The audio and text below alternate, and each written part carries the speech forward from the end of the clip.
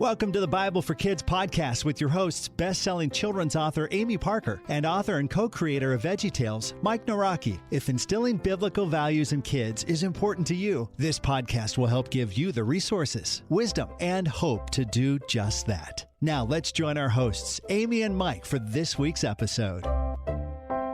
Hi, everyone. Welcome back to the Bible for Kids podcast. This is our Safe at Home edition. Amy and I are joining you from our respective homes during this challenging time. So welcome back. And today we have the uber prolific author and one of my favorite people, Dandi Mackall, on the podcast today. And we are going to talk all about Dandi and the wonderful work she does in just a minute. But first, we like to start every episode of the Bible for Kids podcast with the verse or two from the Bible. So today's verse is from John 21:24. And we know that his account of these things is accurate. Jesus also did many other things. If they were all written down, I suppose the world could not contain the books that would be written. That is one of my favorite verses, especially as an author. But it's so applicable to our guest today because she has written more than 500 books for infants all the way to adults. In an Uber, is that right? She just rides around in an Uber. Yes, Uber prolific. Okay, yes, Uber predates the car service, okay, the word Uber.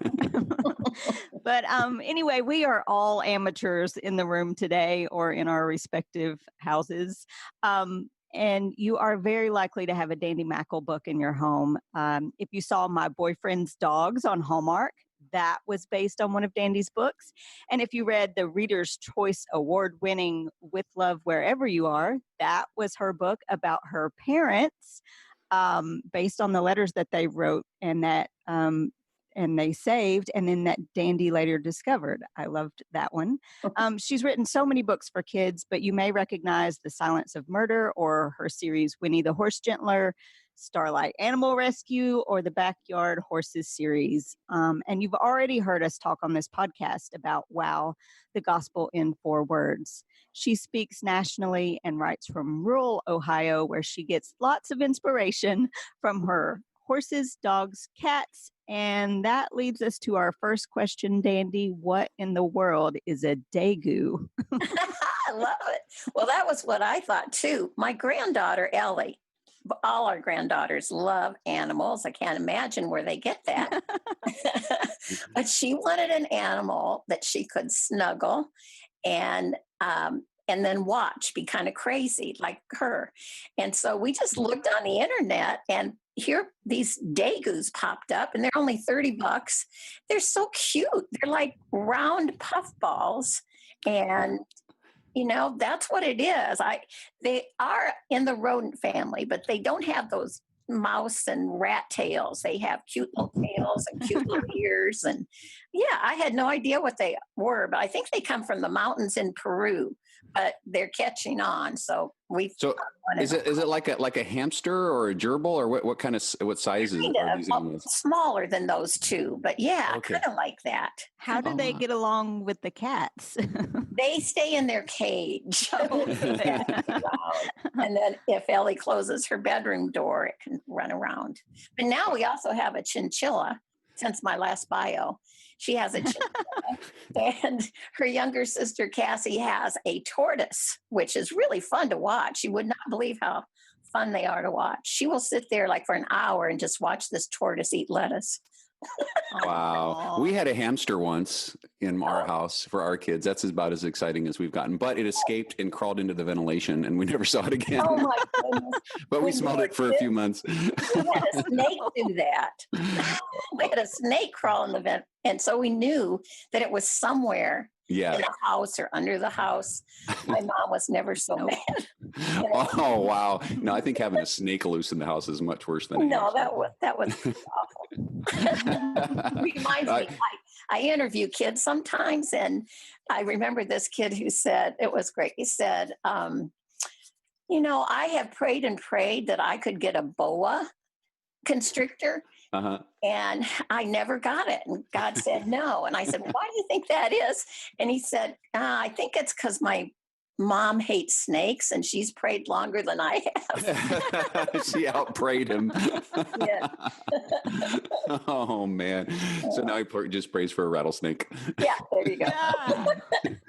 So Danny, you've written more than 500 books. Is that right? Yes, that's right. Wow. That's amazing. I don't know if my books, I don't know if I've reached 500 words yet. You have. You have. Great. But when did you begin writing professionally? Crazy. Well, I've always done it. We were a storytelling family, and I grew up on stories. And so I kind of had that narrative arc stuff worked out without knowing what it was. Yeah. And then when I went to school, I was the storyteller always. And so I wrote a couple of things that got to letters to the editor. If you want to break into publishing as kids, that's the way to do it. Your local paper, letter to the editors, they just never get them. And then when I was in college, I guess that's professional writing because they did pay me for magazine articles. And I wrote stuff for, Women Today and Family Circle. Of course, I didn't have a family, but anyway, that kind of stuff. And I wrote my first book when I was behind the Iron Curtain as a missionary. So. Oh, wow. So what country was that? That was on the border of Czechoslovakia and Poland, which is very close to Russia, who controlled both countries. And the Berlin Wall was up at the time. And so it was not legal to be there, but it was exciting. Yeah. And so you were near Prague at that time then? Is that right? I was mainly, Prague. I didn't go to Prague then. It was too visible. We were up in now it's a resort, Zakopane, but then the area was just these small villages. And it was so great because you could, lead someone to Christ, go to their village, and within a week, there would be the entire village in home small groups going through John. I'm not kidding you. Of course, I had 21 Poles who lived with me, and they should have they were registered at universities all across Poland and some in Czechoslovakia. But then they would come and live with me in this house on the border, and they would have to go back and take their tests every so often and sign in because you had to be registered where you were every day. So they were registered in their universities every day, but they lived with me and just went back for tests for that whole year and a half. But anyway. Wow. Well, that's the good side of virulence. We're experiencing the bad side of it now, but when the gospel can spread like that, that's amazing. It is. Anyway, so that's where I wrote the first one. It was so cold in our house. There was only heat in the basement. And when it got really hot, like on Sunday, if the landlady cooked a meal on Sunday, she would use the stove with wood or coal or whatever she could find. And then the whole heat of the house was simply that pipe that went up from her stove. And I was on the third floor where snow stayed on my boots at night. But they made me a down comforter out of chicken feathers. And it was so warm that I was fine. And every night after something to eat, on our little study, then I'd run upstairs and put this cover over me. And I wrote in hand my whole first book, which was for grown-ups. And so I get to say I wrote it undercover. Ba-dum-bum. There you go. That sounds like a book in itself. I mean, was the book that you wrote wasn't necessarily autobiographical at that time, was it? No, sounds like a story. Yeah. Go ahead. No, go ahead. No, I was just going to say, I wrote for Harcourt, I wrote a YA novel, a young adult novel called Eva Underground. And in it, I first had, just like me, that I went the year after college, and that's when I did all this stuff. And my editor said, nobody's going to believe that a girl went over there and did that stuff. So give yourself a father going with you. And oh, wow. So I did. And so if you ever pick up a copy, it's out of print, but in the libraries, they still have them. You'll have to know that I did everything that Eva and her father did. But I just wrote for grown-ups for the first 7 books that I wrote. They were all for grown-ups. They were inspirationals and funny. So humor. So how much of your writing has been for children over the years and how much for adults? Most of it. As soon as I had kids, I still do write for grown-ups. I don't know, maybe every other year a grown-up book. But for kids, they have, I bet, 80-90% of my heart. So that's what I've been writing for ever since I got kids. And we discovered the joy of children's books. It's just such a great opportunity to get to the heart of a child, and selfishly to be able to see things like a child, which is what God wants us to do anyway. Right. Yeah. And did you always want to be a writer? I mean, you mentioned writing early on, Right. but when did you that strike you that, oh, okay, this is just something that I thrive on and I love? Well, I've always, I think before I could hold a pencil, I imagined myself writing. I'd do scribbles and think of stories, but I wanted to be both. I wanted to be a horse trainer and a writer. Okay, well, two things that are hard to do at the same time.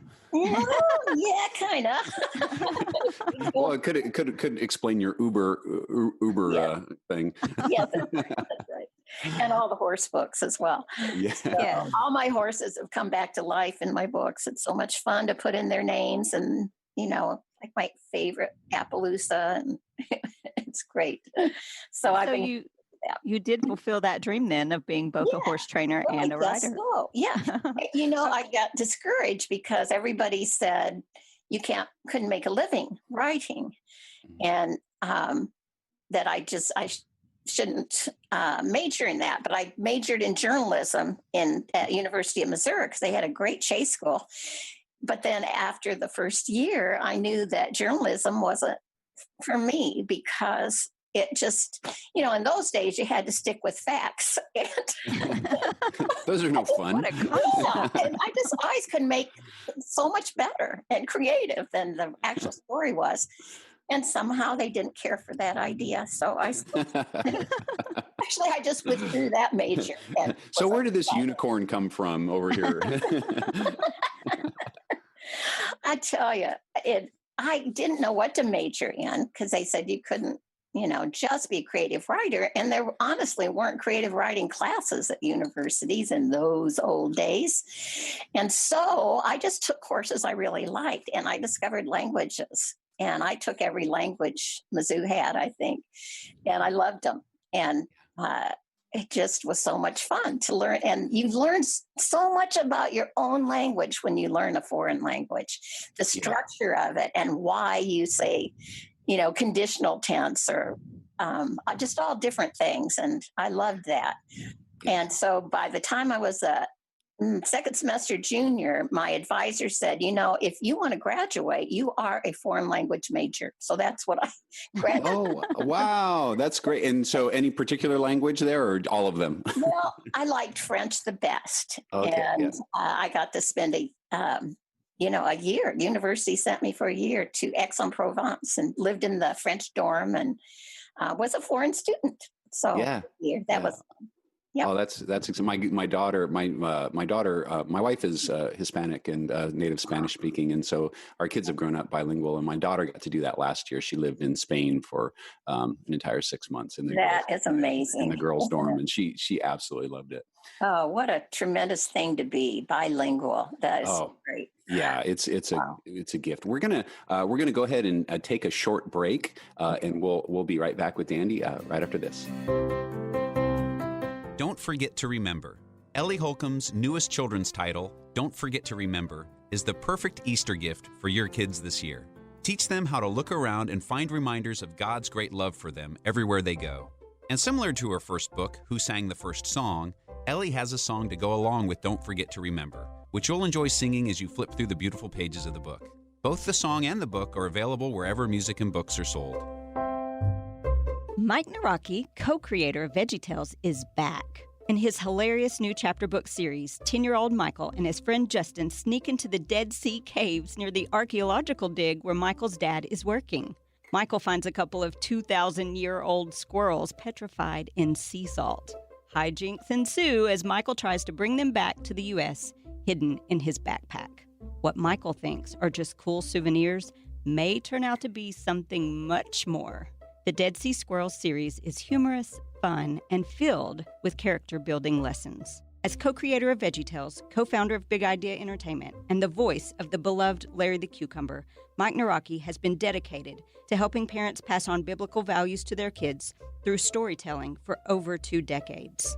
To find your own Dead Sea Squirrels, head over to Tyndale.com, Amazon.com, or your favorite bookstore. Welcome back to the Bible for Kids. We're here with Dandi Mackall and talking about her writing. So, Dandi, what do you love most about writing children's books? And then what do you love most about writing for adults? I love being able to follow my heart. And so when I get an idea for a grown-up book, that's the only time that I would write a grown-up book. I wouldn't just write it, because I need to write.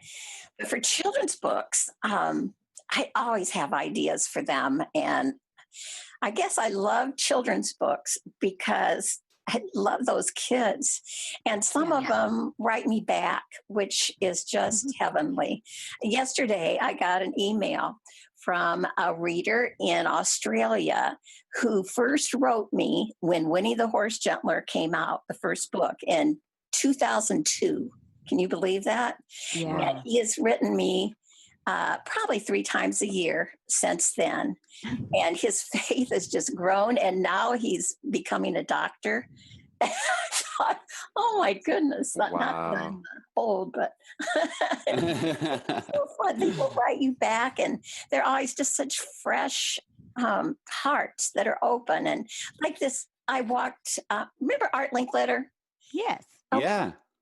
When I was a kid, I thought that was just the best book. And I wasn't a Christian yet, but I just thought how honest. And then when I laughed out loud at all the things kids say about their parents. And then when my kids came along and started saying the darndest things, like the book is called, I thought, somebody ought to do a sequel.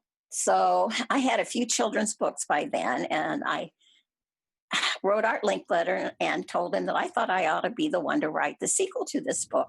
And I just got back a card that said, thanks for your interest, that kind of thing. And I just kept pursuing it. I sent presents to his grandchildren, the right age. They were my books, sent the right book to the right kid. Oh, and wow. I got back a thank you letter, and that was it.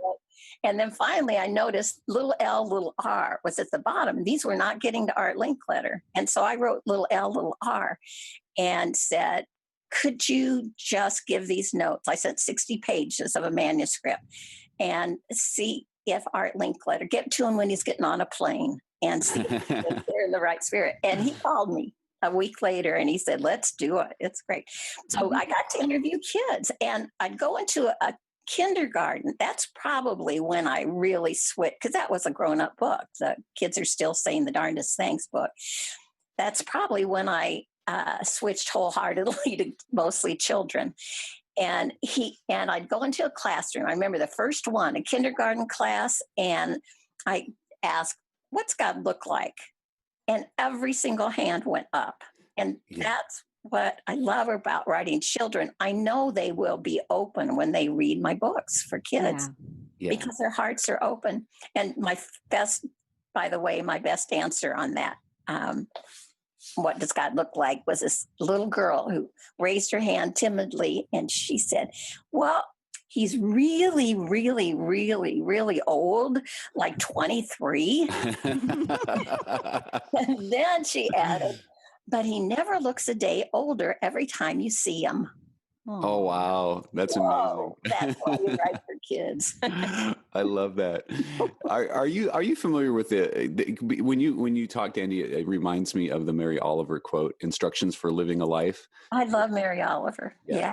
Pay attention, be astonished, tell about it. Absolutely. What a great quote that is. Yeah. I know. I hear you talking, and I think that's exactly the story of your life. Oh, well, thank you. That's what I gear for. And it's, Well, although sometimes it is, how I've been sequestered here in our house with our special need daughter, Katie, for weeks, almost since November. And I've learned to be astonished by things that are just outside my little windows in my office, like the cardinals landing at the same time that the woodpeckers do. And just all these little things. And one day when I really needed it, I just looked out the window. First, I can see nothing but winter out our window in Ohio, and all the dead trees still, and no green leaves. And I looked out, and all of a sudden, hundreds of blackbirds. Now, I've never seen that before out here. Hundreds of them came, just darkening the sky, and landed in our yard, in our woods, and on the trees and on the ground, turning it black, and the noises they made. And I thought, now that if that's not a gift, when you're shut in and you look out and see that, I don't know what is. Right? Wow. Absolutely. It's awesome. Wow. Well, one of your latest books for kids is the Wow book. Talking about blackbirds and wow. How did you come up with that? Well, it's kind of a team thing. A friend heard a pastor give a sermon, like the children's sermon, and use 4 words for the gospel. And just, wow. And then that would be the creation, and is the fall, and yes is Jesus' life and sacrifice and saying yes to him. And then and those are all words that kids use. And my friend was so touched by it that she asked if she could share it with her friend at Tyndale House, and if they could talk to him about doing something. And so they did, and he didn't want to write it, but he just wanted to give permission. And of course we mentioned him in the front of the book too. And so they gave me those 4 words and said, tell the gospel in 4 words. And so we did. And I was so excited about it because I know, for a long time that the color gospel where, white, black, red, and white was everything was great, the wow kind of, and black was sin. And I don't know, I think a lot of us and a lot of cultures got very sensitive about the use of the 4 colors in that way. And you don't want to offend even 1 or 2 people, right? Right. And so I could see this as being potentially something everybody could use. And me too. You know how you sit next to somebody on an airplane and all of a sudden you want to talk to them about Jesus, but you can't just blurt it out depending on who's sitting next to you.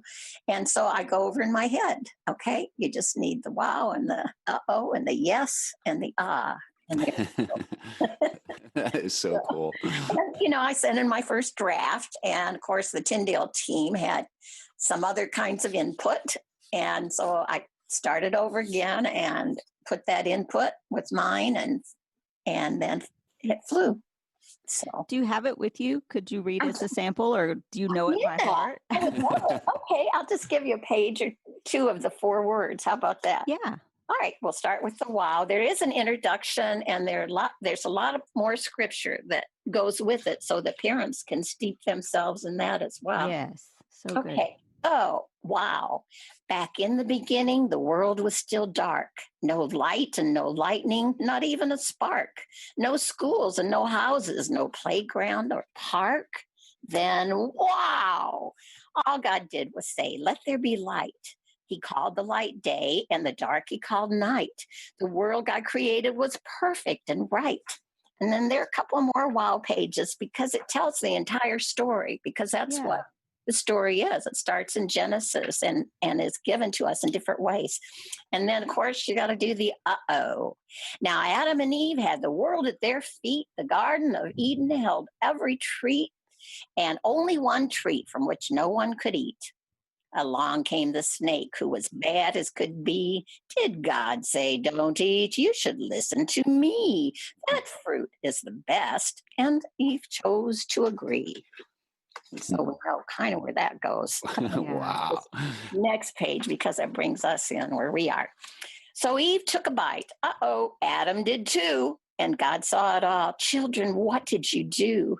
Since then, we all sin. That means me. That means you. We have to say, we're in a bad place. We can't earn God's favor or talk face to face. We're helpless and hopeless in need of God's grace. And then, of course, we get the yes. But God had a wonderful, masterful plan. I'll pay for their sin because only I can. I'll save the whole world by becoming a man. Mm. And then it tells, that he was without sin. I don't take all your time here. I'll go to the ahs. The ahs. Right. Although the last yes kind of brings it home. For Christ is the life and the truth and the way for all who believe and receive him today. Say yes, and your new life begins right away. And then you get the ah. Our life is in Jesus, our very best friend. He'll always be with us right up to the end, for we have the Spirit he promised to send. And then there's so many ahs, right? Like with Jesus beside us, there's nothing to fear. No matter what happens, our Savior is near. Then when we're in heaven, he'll wipe every tear. Oh, wow. Wow. Exactly. Wow. You nailed it appropriately. And then I added a wow, because I think it goes beyond even the yeses, that the fruit of the Spirit that's in you will grow. Now love, joy, and patience are starting to show. You walk with the Savior wherever you go. Be thankful for Jesus. Let love overflow. Tell others God loves them. The world needs to know. And sharing this news helps your own faith to grow. That's fantastic. And that is. Go ahead, Amy. I was just going to say, just listening to that verse, it's so smooth and so accurate. I don't know, like just to get all of that into perfectly rhythmic verse is just really. Amy, that's a very nice compliment coming from you, chum. That's just really a work of art. It's just God was really in on that one, I think. Yeah, you can tell. Yeah, it was one I cried sometimes in. And I think that must be doing something right if it makes me cry. Yeah, that's always my litmus test. If it makes me cry, it's good. I can move on to the next. And there are little, besides the book, there are these little packets of, what do we call them, tracks anymore, or little? Sure, you can call them tracks in this group. It's been translated in so many languages, and I try not to read them because usually the rhyme is and rhythm are not there. Yeah, that's the difficulty of going into another language, right? But the message is there. So. Well, and this is obviously the response to this has been really enthusiastic. Can you? Just hearing it, it's really easy to understand why. Can you tell us a little bit about that response? I don't have a finger on how many things sell.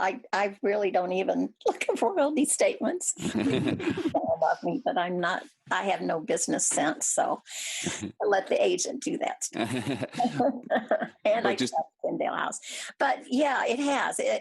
It's been requested. It's been reprinted in England so many times, and they do 10,000 at a time. And I don't know, but I've got it in a few languages. And then I get these lovely emails from the international Tyndale people, and it's in Arabic languages and all sorts of ones where, it's so God, because when I left Eastern Europe as a missionary, and I had to, I couldn't get back in. And I thought, well, that's it. My missionary days are done, because it was an unofficial missionary thing, because you couldn't get in there in any kind of organized association. So it was somebody who knew somebody. And I thought, well, that's it.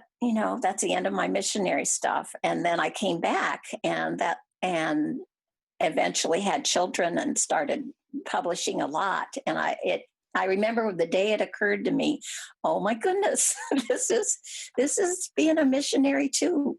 Yeah. Yeah, I've often thought about that too with VeggieTales. I started my journey wanting to be a medical missionary. Is that right? Yeah, Wow. and God redirected my path into being an animated vegetable. But when I hear of those stories coming from all around the world, and just how VeggieTales has been translated and used, it's like, he's using that. Yeah, with grown-ups as well as kids. Yeah. They love vegetables. Exactly. Well, we're gonna take a short break. Again, we're speaking with Dandi Mackall, and we'll be right back on the Bible for Kids podcast. Where is Wisdom? Where is Wisdom takes us on a creative tour through the beautiful truths found in Job 28. I don't know about you, but the book of Job can be a challenging read. Yet Scott James gets to the heart of the poem that Job 28 is. He so simply yet creatively shares the message that the greatest treasure is found in God and in the wisdom that He alone can provide, a truth that everyone needs to hear. Epic Devotions, 52 Weeks in the Story That Changed the World, is a collection of insightful devotions which explore biblical events in a way that is relevant and exciting. You'll enjoy B&H Kids Book's special feature, Parent Connection, an easy tool to help you engage in meaningful discussions with your family. Available everywhere books are sold. Okay, favorite listeners, we are always giving something away. Free books, yay! So to win, check out our instructions on Instagram and Facebook at The Bible for Kids, and just look for the Bible for Kids podcast at Google or wherever you listen to your favorite podcasts. Welcome back to the Bible for Kids podcast. And we are talking with Dandi Mackall today. Dandi, you've also written a board book on the Psalms for little ones. How did that come about? And do you want to share one of those too? Oh, I'd love to. Yeah, this is actually, the board books were spin-offs from a book of Psalms for kids. Yeah, it's called Child's First Bible, Psalms for Little Hearts. And in that one, I had 25 Psalms. And then we pulled out 2 of them for board books. And I'll read you a little bit. Oh, I don't know which one. Maybe God, because for what we're all going through these days, God is always with me. And to me, that's the best comfort and peace that there is just knowing that. Okay, so I'll just read a couple pages. If a storm kicks in and the lights go out, God can hear my prayer. I won't have to shout. When I'm on my bike and I take a fall, God will pick me up because He sees it all. Then we'll go to a little older. If I'm at a friend's on an overnight, God is right there too. He's just out of sight. If I have to switch to a school that's new, I won't be alone. God will be there too. I don't like it much when I'm last in line, but since God's there too, guess I'll be just fine. If I'm in a car on a boring ride, God can share my seat. He'll be by my side. If I sailed on earth in if I sailed to earth in a parachute, God would come along just to troubleshoot. If I went to Mars at the speed of light, God would go there too for the long, long flight. God goes everywhere I could ever go. And I'll tell you why, because He loves me so. Oh, you read your verse very well too. It's like, okay, you could just sit here and listen to that all day. Yes. How fun. And then you want to hear something from God Takes Care of Me. Oh, no, you know what? God Takes Care of Me is the other board book. Yeah. I'll read you just one from the book of 25. Sure. I hope that we end up getting this one in a board book too. It's that Taste and See, Yeah. The verse, and the verses are, of course, always in there. So this one's Psalm 34. I didn't like honey. I thought it looked icky. So why should I try it and get my hands sticky? But honey is sweet. I was just being picky.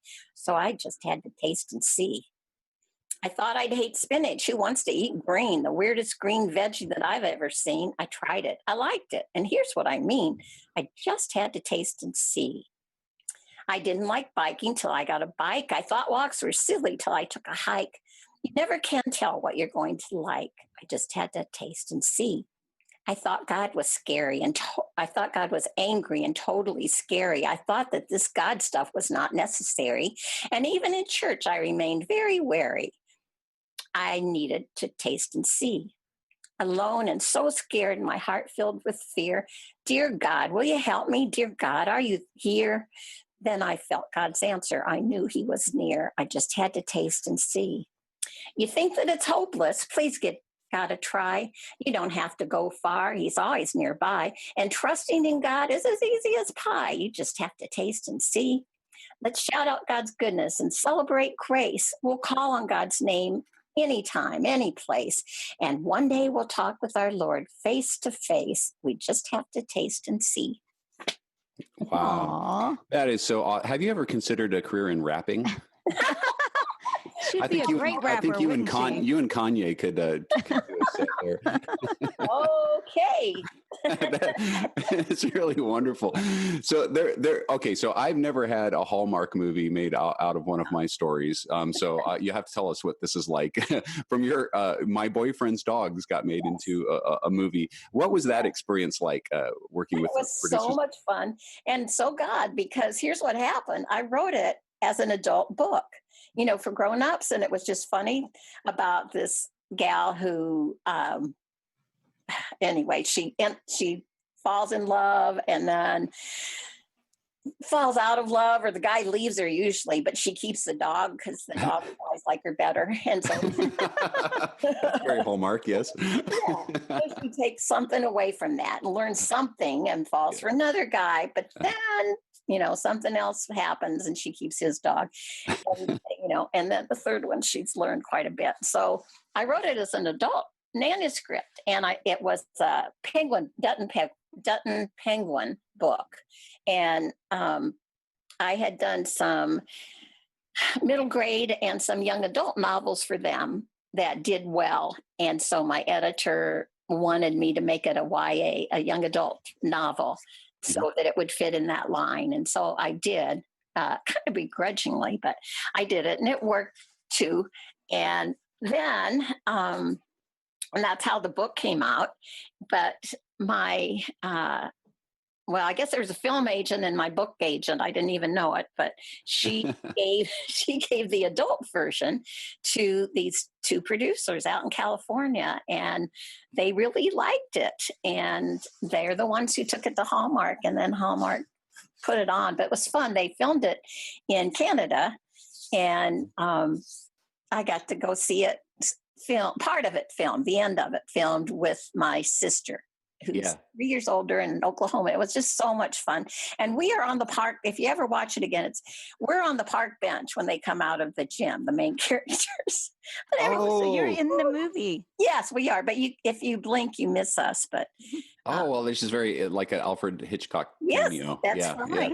Yeah. That's so cool. Nice. And did they? How was it hearing your words back in screenplay form? Did it play out pretty well for you?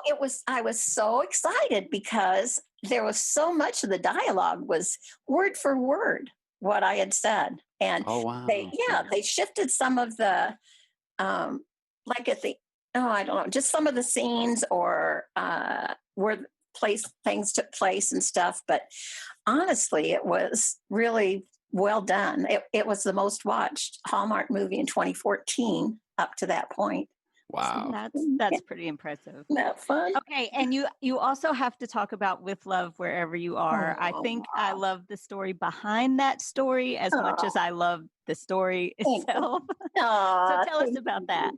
Well, I grew up on my parents' stories, and I loved the most the World War II ones because my mom came from a house with 11 brothers and sisters, and her one goal was to be a nurse. And, people from that community didn't go to college, and she did. She ended up going to college, and she became a nurse.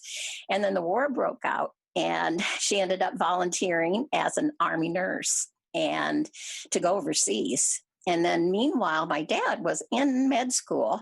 And so he signed up for the year he would graduate. Then he would go overseas as a doctor. Well, their times meshed, thank you, Lord. And they met in their boot camp, their training thing up in Michigan, Battle Creek, Michigan. And they knew each other for 2 weeks. They got married, and then a week later, Dad was in France and Mom was in England, and she was in a makeshift hospital in a burned out bread factory once she moved down to France. But then by that time, Dad was in Alsace-Lorraine and pushed into Germany with a mobile unit. And so the whole rest of the war, they wrote each other 2 to 3 times a day. And they told what it was like in their places where they were being doctors and nurses. And it was just very detailed. They were both great writers, I thought. And so those are the stories I grew up with. Well, I didn't know that they had letters. I didn't know that they kept letters. But then when my dad was dying, he shooshed everybody out of the hospital and asked me to come up. And he said, okay, I want you to drive back.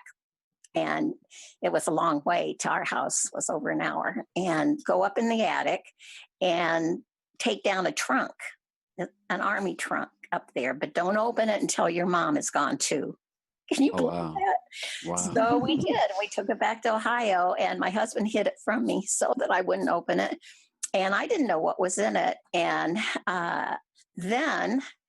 Oh, actually, I did know. He said there are letters in there and sentimental things that your mom will burn because she's not sentimental. She would be embarrassed to have us read love letters. Oh, wow. And so that's why he wanted it out of there. And so I took it there and I didn't read it. And then Mom lived on for a couple 3 years, and then was needed to come and live with us. And I would ask her stories, so she knew I was writing on them. And I remember we were playing cards, and I was bugging her about, okay, now, Mom, you couldn't have met for this little rendezvous in Marseille, which was cool. It was in the, like, where Renaissance or Resistance members hid out. That's where this little rendezvous. But anyway, you couldn't have been there because Franklin Delano Roosevelt was still alive. She said, nope, he was dead. And I said, okay, I've got the date here and I've got this date. He was dead. Nope, he was alive. And she'd say, no, he's dead. He's dead. He was dead. And I said, no, it can't be. And she said, just look it up in those letters. And we had never mentioned a trunk or a letter. Bum. Yeah, she'd known the attic was cleaned out and it wasn't there. And so she knew I had them. Apparently, she knew there were letters in it and I had them. And we just stared at each other across the table in utter silence. And then after a minute of both of us kind of being horrified with the elephant on the table, she said, well, Dandy, it's your turn. We played the card game, and I ran home and I looked in the trunk. And there were over 600 letters that they'd written to each other 2 to 3 times a day they wrote. And it was just phenomenal. So I had to read through all those letters. And then my dad, when he got really sick, I asked him to put on cassette tapes stories that he had told me and any that he hadn't, and he really did. And he told the more gory ones on those tapes that he hadn't told me growing up. And so I had all that material to go with, but what a privilege. And they let me put my parents on the front of the book, which was just too cool. Yes. So our adult listeners out there, you should totally get a copy of this book and read it. It's just so beautiful and so well done, and the story behind it is really just amazing. Thanks, Amy. And we could talk to you all day, but there's no way we could cover everything in one episode. So I hope you'll come back when the next book comes out, which is probably tomorrow. But please let our listeners know where they can connect with you and find all of your books. Oh, good. Thank you. Well, you could see more books and learn a little more about me and about With Love wherever you are. And there are pictures on the site too. It's kind of neat what some different people have done. But it's at www.dandibooks.com. So it's Dandy with an I. Oh, right. DANDIBOOKS. So the plural.com. And, Amazon lists more books for me than I have in my house. So you think I'm kidding. No, it's true. I can't find them. Oh. Dandy, thank you so much for taking the time to be with us today. You know what? I'm honored to be on your podcast. I think it's a remarkable podcast, and you guys are spunky and good to do it. Oh, well, thank you so much. And listeners, we're always giving away free stuff on the Bible for Kids. To see how to win a copy of one of Dandy's books, follow us on Facebook or Instagram at The Bible for Kids. You can also learn more on our website at thebibleforkids.com. Thanks, everyone, for joining us for another episode of The Bible for Kids. We'll see you next time. Bye. Bye. Thanks. Thanks for listening to the Bible for Kids podcast with Amy Parker and Mike Naraki. Be sure to connect with the Bible for Kids on Instagram and Facebook and at thebibleforkids.com. We'd love to hear your comments and ideas for future podcasts. You can email us info@thebibleforkids.com. The Bible for Kids podcast is part of the Way Nation Podcast Network. Find more podcasts at waynation.com.